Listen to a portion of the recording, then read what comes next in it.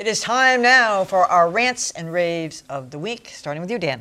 I have a rant for the Tuscaloosa News of Alabama, whose policy of robo-tweeting every story that they publish on their website led them to first report that former quarterback Ken Stabler had died, then the snake, yeah. Then yank the story back, oh, he's alive, and then finally confirm that no, in fact, he is dead.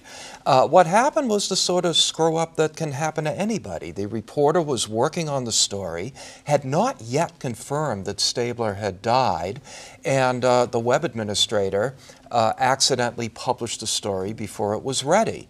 And they yanked it back very quickly, and maybe no one would have ever even seen it, but it was already tweeted out. Why do they auto-tweet? Well, because it's easier than doing it by hand, I guess. Immediately people on Twitter started trying to link to the story, and the story had been taken down. So now you start seeing on Twitter, the rumor that Ken Stabler has died is not true. And then it turned out that it was true. If you're going to take social media seriously enough to do it, don't turn it over to a robot, because this is the kind of thing that can happen. Yeah, not good. All right, Dante, what do you got? I have a rant for Reddit, the for-profit website that consists of thousands of communities maintained by volunteers. Last week, some of the volunteer moderators shut down the website in protest of the firing of this paid staffer for Reddit who was the main liaison to the moderators. In a New York Times op-ed this week, two of the volunteers, Brian Lynch and Courtney Swearingen, got to the real problem, which is that Reddit is essentially relying on a lot of unpaid labor to maintain the content of their website.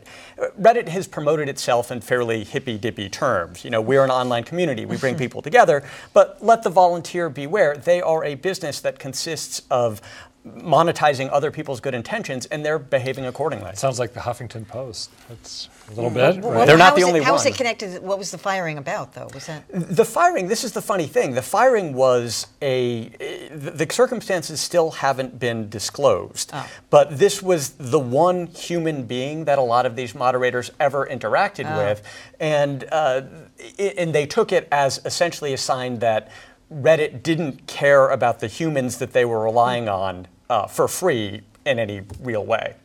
A hippy-dippy community owned by Condé Nast. Exactly. Oh, is that right? Yes. Yeah. Multi-billion-dollar right hippy-dippy community. All right, Adam. All right, I want to rant for all of us in the media who have treated Shark Week like it's an actual, genuine, organically existing thing, as opposed to a Discovery Channel weekly bit of pre-planned programming. We give Discovery free PR and I think make much ado out of absolutely nothing when we say to ourselves, well, look, everyone, the calendar says it's Shark Week. We better figure out how to get some shark-related stories into our newspaper or on our airwaves or on our website. I think it's ridiculous. I think it's embarrassing. God, what a killjoy you are. Well, how much fun is this year, coming after the North Carolina shark attacks, Andy Costello. So cover what happened to Andy Costello. Yeah, That's poor an editor of incredible that story. Boston Herald, we should say that we all knew. You don't need to cover it because it's Shark Week. That's a story in its own right. Shark Week is a non-story. Shark Week is programming on Discovery. It's the marine biology equivalent of Winter Storm Nemo, which is the Weather Channel's attempt to brand winter. I agree with Adam completely. No, I mean, but it's like Valentine's Day or anything it's not. dumb things like that has no, it's like that's a commercial holiday. Valentine's Day, there is no corporation that if we do any coverage. Hallmark. Well, they benefit. The ancillary benefit, I guess, and chocolate too. Well, okay, don't cover that either. All right. Yeah, I'm okay at that. Yeah. I'm done with that. I got a few others on my list too, but I like Shark Week. All right, Callie.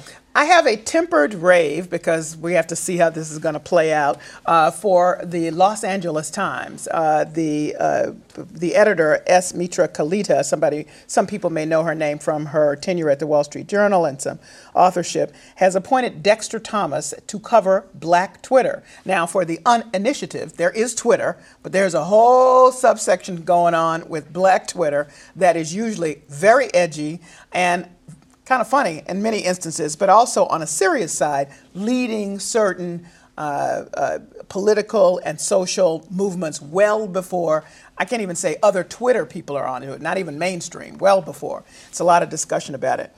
So there was a little bit of a little bit of a pushback because the guy studies East Asian studies. So what?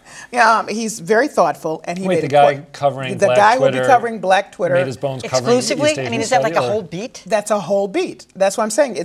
I want to see how he's going to do it because Yeah. Black Twitter is not just these sort of snarky comments, little, Yeah. 140 characters. It's really about the culture of what's going on. So people responded saying, "Hey, is this about the Los Angeles Times trying to rip us off for sometimes funny, snarky comments, but really not getting into what Black Twitter is all about?" And he himself responded, say, "Hey, I get it. This is really about looking at cultures. That's how Kalita wants this covered." And so it's going to be very interesting to see how they do it. Wait, when they announced this hire, did they say he is being hired To cover Black Twitter. That's what Yes, she said. I just said that. I was having a hard time I'm with just it. double checking, which is Yeah, I know. something I like to do in I had our the same- business. Why not say he's being hired to cover a certain section of Because he's Black covering popular because culture? Black Twitter is very specific. It's That's a why thing. it's a thing. But you, And that's you said why- it's specific, but he's going to be using it to get at all sorts of greater questions or issues. So through why not that say lens he's covering the greater? and through that portal. But Black Twitter is not at all like the rest of Twitter. I'm telling you, All right. that's why they're we'll be covering looking it. for all that in-depth reporting on Black Twitter. All right, I have a rave tonight for the Islamic Circle of North America. So earlier this week, a number of reporters in Boston, and I suggest probably around the country, got a Quran in the mail, and it's color-coded and translated into English. Really very beautifully done inside. I've actually trying to understand what the color code is all about. I'm still studying that. But the best part of this Quran was that everybody who received it had an embossed exclusive edition for Emily Rooney. It's part of the cover. It's very, very cool. Or their name there. That my name was on it, exclusive edition for Emily Rooney. But I read on Twitter that almost everybody in the WBZ newsroom got one too. So Not I'm here. actually gonna read this. I'm gonna read as much of it as I can. I didn't Well, get I didn't one. get one. Dante, did you get You can one? I borrow did not mine. get one. Yeah. Did anybody at the Globe get one? That's a good question. All I know is I didn't. I think it's bad PR. You should have been a little bit more careful. Get everybody's name in. Yeah. Just saying. Well, If you're trying to get your message I think out. they're gonna. I think they are gonna get the message. People are gonna start. People like me are gonna read it. Smart.